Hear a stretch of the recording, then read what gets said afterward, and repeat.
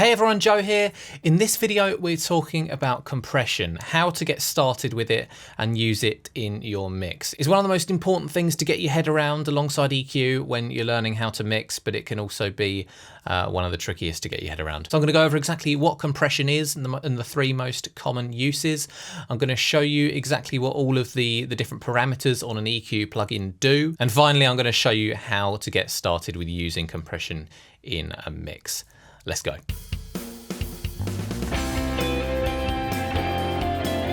So first of all, what exactly is compression? Compression is an effect that you can apply to audio that narrows the dynamic range. So what I mean by that is it reduces the level of the really loud parts, or however loud you set the compressor to, and it can increase the level of the quieter parts. And then a compressor is the tool that you'd use to put that into action, whether that's a compressor plugin like we have here, or a hardware compressor like you might find at a bigger studio. There are two main types of compression. You've got downward compression and upward compression. Downward compression is where the louder parts of a piece of audio are going to be pushed down once they reach a certain threshold. And upward compression is where things are boosted up to reach a certain threshold. Either way, we're narrowing the dynamic range. But why would we need to do this with our audio? The main reason to use compression is to bring up the overall loudness of something. So even though we're reducing the louder parts of the audio, we can then bring everything up. So the quieter parts are getting louder, basically. It also helps to smooth things out, makes things sound more balanced.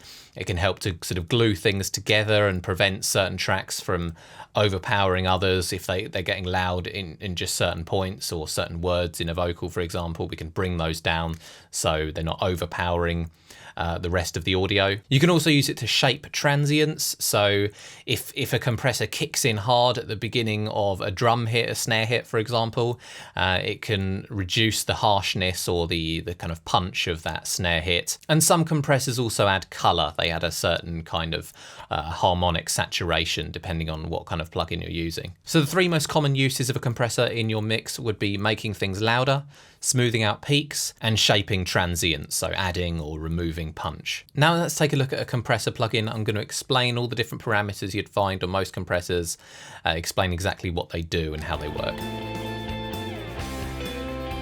So this is the stock compressor plugin that comes with Pro Tools. It doesn't matter what DAW you're using, this is going to be helpful to you. I've chosen this one just because it's simple and it's got most of the common features, most of the important features that you'd find on any compressor. So let's take a look. I'm going to play some acoustic guitar in the background so that as I explain them, you can see it doing its thing and you'll be able to hear it as well. So let's just play these acoustic guitar tracks. Okay, so right off the bat, you can see you've got the in and out meters. Now, if you watch the EQ video from last week, this works exactly the same way. So the in is the amount of audio that's going into the compressor, and then the out is the level that's coming out of the compressor after it's done its compression. So at the moment, they're pretty much the same because not much compression is being done. This meter here then is the gain reduction meter. And as you can see, it's showing you how much gain is being reduced basically by the compression effect. So if we compress it really hard, you'll start to see a lot of gain reduction going on there. Then all the way over here, you've got the threshold parameter. The threshold is the level that the audio has to reach before it starts compressing. So if I move this threshold, you'll see the bar is going up. So if I play with a very high threshold, it's not even reaching it. That the audio is not reaching that threshold, so it's not going to do any compression whatsoever. But if I bring it right down, you can see it's going over that threshold, so we're starting to see some gain reduction. If I bring it right down, you'll be able to hear that it's really reducing that level because it's pushing everything. It's pushing the audio down in level at anything over the threshold, which is basically everything right now. Let's bring that back up. And then the ratio is how much the audio that's going over the threshold is being reduced by. So let's play again. we've got some of these peaks going over the threshold. They're going to be compressed. If I put it at 1 to 1, that's not actually going to be compressing anything at all, because for every 1 decibel that's going into the compressor, 1 decibel is going out. But if we bring that up to 2 to 1, we're starting to get some compression, because what that means is that every 2 decibels that are going into the compressor, only 1 is coming out. If we bring it right up, we're going to start seeing some really heavy compression. You'll be able to hear this on those down strums on the guitar. It's really pushing it down. And then we got the attack and release. So the attack is how fast the compressor is going to kick in once the audio goes over that threshold. So the audio is going over the threshold, it's compressing. If we bring the attack right down, that means that basically the compression is going to kick in exactly the same time as the audio goes over the threshold. So you can hear that it's really pushing that volume down. But then if we bring that right up, say 300 milliseconds, that's going to take 300 milliseconds, about a third of a second, before the compression kicks in. And because it's already going back below that threshold, before it gets a chance to kick in, we're not actually seeing any gain reduction there. And then the release setting is sort of the opposite of that. It's how quickly the compression stops kicking in after the level has gone back below the threshold. So if we just get some compression going there. We put that right down to the bottom, 5 milliseconds. As soon as the level goes below that threshold, it's going to stop compressing it. Whereas if we bring it right up to 4 seconds, it's going to take 4 seconds to stop pushing that level down, even after the level's gone below the threshold, which basically means that it's going to be constantly compressing, because there aren't any gaps between transients that are 4 seconds long on this. And then we have the gain knob. This might be labeled as makeup gain on whatever compressor you're using, but that just brings the level up of everything as a whole to make up for the gain reduction. Because most of the time we don't want to actually reduce the level as a whole. We want to keep the level the same. It makes it easy because we'll have presumably already balanced the levels by now before we start compressing. And also it makes it easier to compare the difference between the two. So we've got a subtle bit of compression going on this acoustic guitar.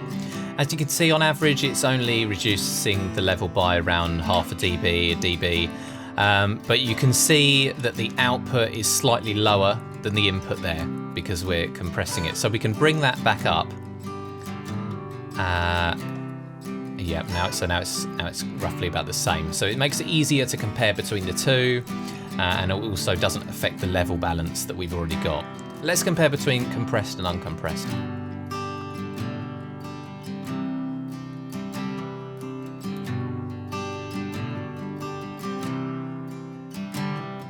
So the overall level hasn't changed, it's just smoothing out those peaks, reducing the dynamic range.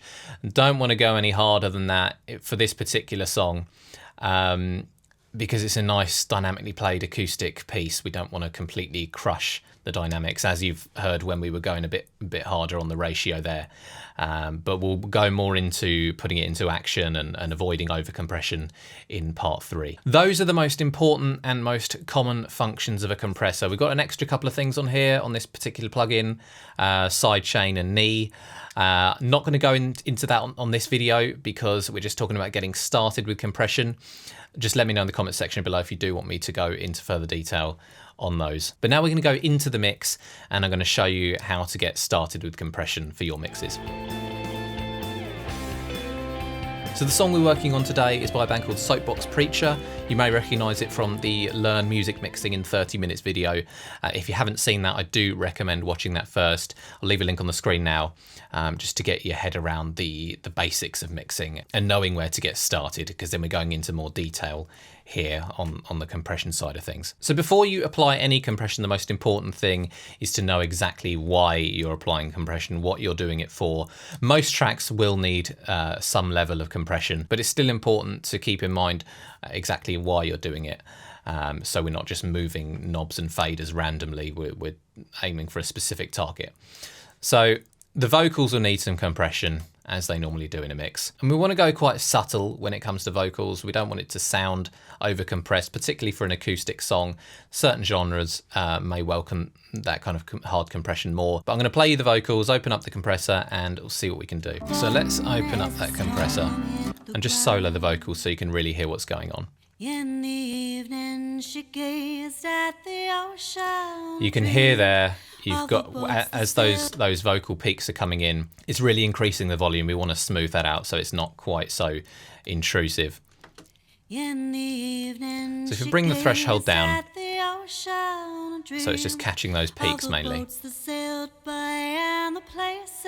going to go for a 4:1 ratio. So compressing a little bit harder than with the acoustic guitar. And I want it to kick in a bit faster and catch those peaks.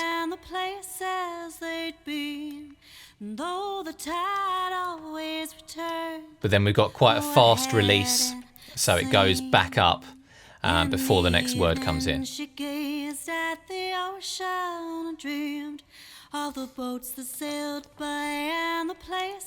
You can see we're reducing you can see we've got about 2 decibels of gain reduction. We're going to bring that up to match it. In the evening, she gazed at the ocean and dreamed. And let's compare the two. In the evening, she gazed at the ocean and dreamed of the boats that sailed by and the places they'd been. In the evening, she gazed at the ocean and dreamed of the boats that sailed by and the places they'd been. Okay, so it's sounding smoother, it's taming those peaks, and it doesn't sound over compressed, it sounds natural still. Let's have a listen to it with the rhythm guitar in the background, because it's important to also look at things from a macro mixing perspective, so we know what they sound like in the mix. In the evening, she gazed at the ocean and dreamed of the boats that sailed by and the places they'd bring that up a little bit, because it is compressing quite hard at points, particularly in that section there. But we want to be increasing the gain based on a kind of average gain reduction normally.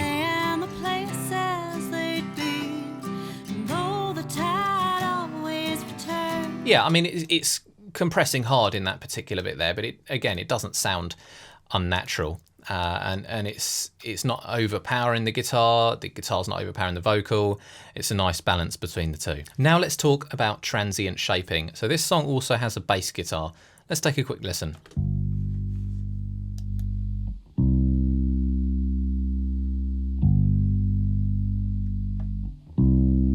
So the bass, the way it's been played, the transients, that initial sort of burst of energy or level when the note is first played is quite loud, it's quite sort of in your face. And for this mix, I wanted to tame that a little bit because it's a soft piece, and I didn't want the bass was more to provide a kind of low end warmth to it. I didn't want it to really be a feature. So what you can do when it comes to transients with compression, when you have a very fast attack and release, the compressor will kick in very fast and out very fast. So it will just be affecting that transient there, and the rest of the note will not be affected by the compressor. Or in a situation where you want more of a transient response, you can make the compressor kick in slightly slower to let that transient through.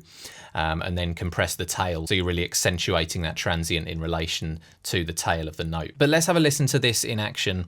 I'm using a different compressor plugin. It's another stock plugin. It's based on a hardware model, the old 1176, very renowned compressor. It has a very fast attack, so that's kind of what we need in this situation. Let's just take a listen to the bass and see what the compressor does. Now with this compressor, it doesn't have a threshold, but what you're doing instead is using upward compression to push more level into the compressor, and as you can see, you get more gain reduction out of it. So we just want to be grabbing those peaks. Let's get a nice fast attack and a nice fast release. And I'm going to go a bit harder. I'm going to go for an 8:1 ratio. Let's make sure we've got the same level going in and out. And comparing the two.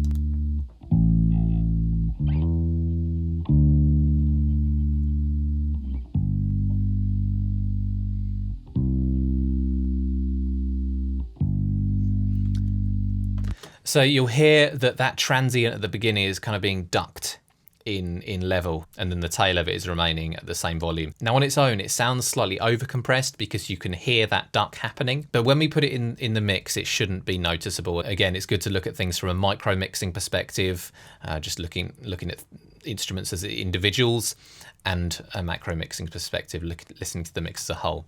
So let's have a listen and compare with and without the compression in the full mix.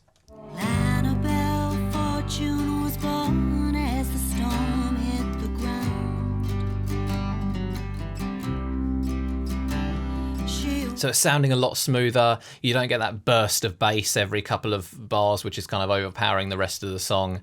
And it doesn't sound over-compressed to me. Generally, you do want to go for less is more with compression. But it really depends on the audio itself. There's no one size fits all when it comes to mixing. But we've gone over the main functions of a compressor, the main uses for one, and hopefully you'll be confident in going into a mix of your own and getting started with compression. But of course, if you have any questions, anything you're still not sure about, just leave a comment below and I'll be happy to help out. And don't forget to hit that subscribe button if you want to see more mixing tutorials and tips like this. We've gone over EQ in another video, which I'll link on the screen now, but there will be plenty more to come. And as always, thank you so much for watching, and I'll see you next time.